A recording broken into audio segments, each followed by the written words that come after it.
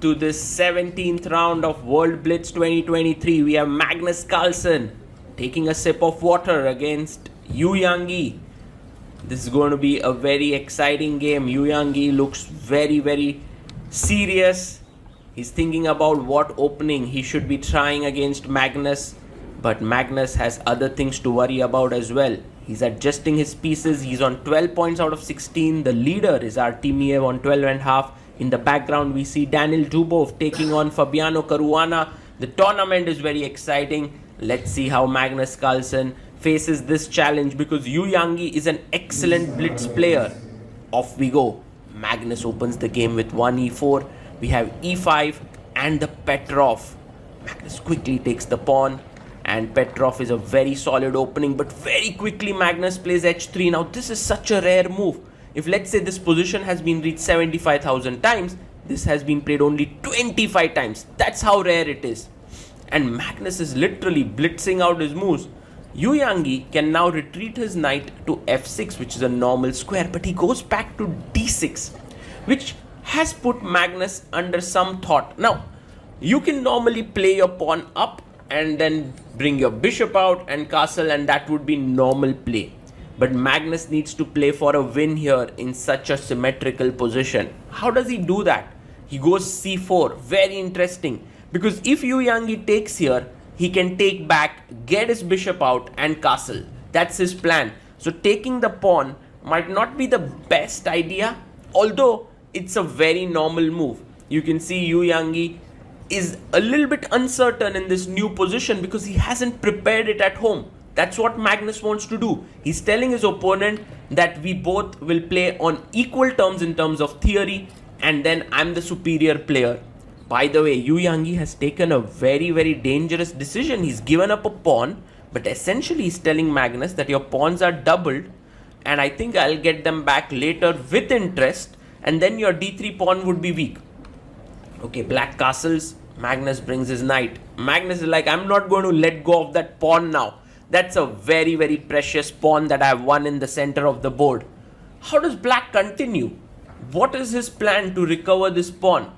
Yu Yangi has to answer these questions. He goes b5, answering them. He wants to push the knight. He wants to bring his bishop here, the other knight here, and then win this pawn. That's what he wants to do. Magnus Carlsen now has to fight against these things. He goes a3, bishop comes out, and d4. I really like this move because now you are attacking this pawn twice. Also, you want to get the bishop out to d3. Yu Yangi saves that pawn. Bishop d3 looks like a normal move, but Magnus goes bishop e2. Knight comes out and he plonks his knight on e5. Of course, you can't take it because that would undouble the pawns. And also, you're looking at the softened c6 square. So Yu Yangi must remain very careful, because if he goes knight b6, then the bishop comes here, defends it, also prepares the knight jumping into the c6 square. And so he's taking his time. Look at the time difference. He goes bishop f6 here. Now, with bishop f6, the point is you are attacking the knight on e5, but Magnus can now jump into the knight. Look at the time. Magnus had 2 minutes 20 seconds. Now you have to take this knight. So you take it. Pawn takes. Now this knight is attacked. So you defend it. Now, here, let's say Magnus castles. Then he would come knight f5, attacking here. By the way, these are the thoughts that are going in Magnus's head right now. He's thinking about that. You push the pawn. He takes your knight. Pawn takes. Knight takes. Now you will see that he's recovered the pawn and also attacking here. But in comes this beautiful move. And if you take here, I have queen c2, double attacking these two knights. Wow, this is an amazing variation. But look at the time Magnus has taken already. He has actually thought here for close to a minute, because he's unable to decide whether he should play this move. He has to look 10 moves ahead if he wants to make that move, knight c6. That's the huge question. Can he play it? He's now down to 1 minute 20 seconds. That's not normal in a blitz game that you're thinking for more than 70 seconds. Oh my god. And he goes for it. He goes for the variation that we just analyzed. Now this knight has to be taken. You can't tolerate such a knight on c6. It's a monstrous piece. You have to chop it off. Yu Yangi is now thinking, now Look, Magnus thought for one move for like 70 seconds, but Yu Yangi is going to bleed on every single move. So even though Magnus is behind on time, he will catch up. Knight b6, he castles. He has these moves prepared. He castles it out, and Yu Yangi plays knight f5. Now if you play bishop e3, that won't be great, so he pushes his pawn. He pushes his pawn forward, and as we know, these two pawns are extremely strong, so you must take the pawn on d5. That's what you have to do. But you could also take on c3, pawn takes c3, queen takes d5. By the way, didn't we tell you that Magnus's decision of thinking for more time would work out? Look at that. He has 16 more seconds than Yu Yangi.